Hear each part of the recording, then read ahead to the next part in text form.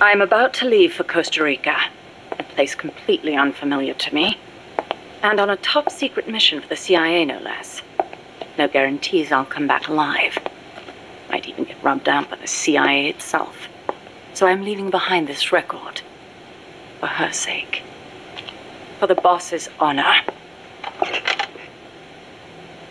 Ever since I was a child, I've loved to look up at the night sky. I'd go outside after sunset and drink in the cold air. The moon, Venus, so many stars floating on the edge of infinity. In Manchester, it wasn't very often you saw the night sky in all its star-studded glory, but it was enough to stir a deep longing inside me.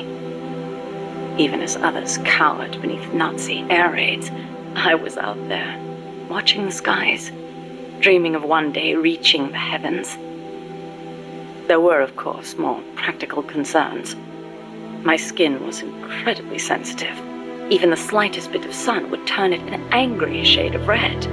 Playing outside during the day was completely out of the question.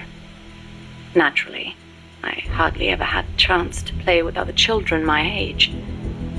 But I never felt lonely for it. Their way of thinking was irrational, making them simple, easy to predict. The boys would talk of tanks and aeroplanes and creepy, crawly bugs. The girls of pretty dresses, glass beads, and tea and cakes. Of boys they liked. I never had much to say on such matters. The curious thing is, adults really aren't all that different. They're simple, capricious, especially men.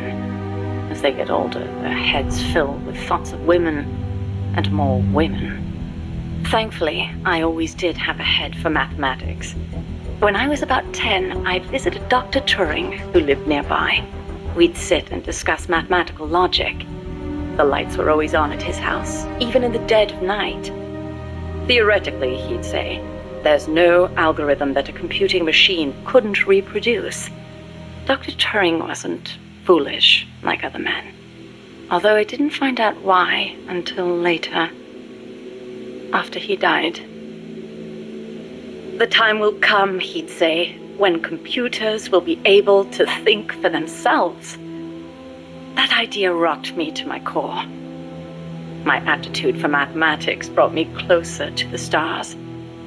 I breezed through school, then went to America for university. While I was studying at Caltech, NASA was established. I signed up in a heartbeat. I was a pretty good computer engineer at the time, and NASA needed skills like mine. The work was enjoyable. Even though I'd given up on going into space myself, it was a pleasure just being a part of it all. I was assigned to Project Mercury, America's effort to compete with the Soviets in manned spaceflight. 7 men were chosen as pilot candidates for the program, becoming heroes overnight. People called them the Mercury 7. The project made good progress, more or less. We had all the funds and materials we needed. After countless hours of analysis, we even had plans for something on par with Sputnik. We thought it'd only be a matter of time before we caught up with the Russians. They'd sent a dog into orbit and brought it back safely to Earth. But NASA top brass dismissed that success as a fluke.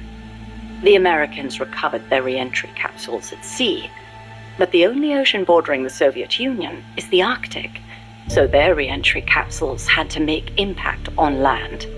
A dog was one thing, but human spaceflight would still take some time, or so we thought.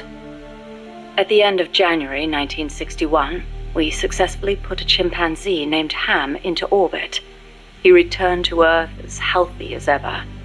NASA was giddy with success. It was then that a new woman showed up for duty. She was a backup pilot and advisor. She was beautiful, with blonde hair, strong mouth, and a steely gaze. But there was something else in those eyes, a twinkle of something warmer, of affection. It was the boss. She took one look at us in our revelry and murmured, Savor this joy today, because tomorrow you'll have to face the truth. And she was right. The next day, our project schedule was accelerated. We'd received new information that the Soviets were mere months away from putting a man into space. The brass had misjudged the Russians. We couldn't afford to allow the shock of another Sputnik. Somehow, we had to get a man into space before the Russians did. It was an utterly impossible task. We'd only just put our first chimp up. With a human on board, failure was not an option. Especially if it were one of the Mercury 7 Golden Boys. And on top of that, the brass wanted to put a window in the spacecraft. The pilot wouldn't be a test animal this time, they said. And when this hero came back alive and well, they wanted him to describe what he'd seen. It was madness. Adding a window to our existing spacecraft would leave it unable to handle the stress. Not to mention the problem of shielding the occupant from cosmic rays. But the boss rose to the task, and splendidly. She claimed to be a layman when it came to space, but caught on keenly to new ideas and concepts. She was demanding, of herself and of others. She seemed rather cold-hearted at times. But I was smitten. She was beautiful, yes, but more than that, she was wise. Her mind was thoroughly rational.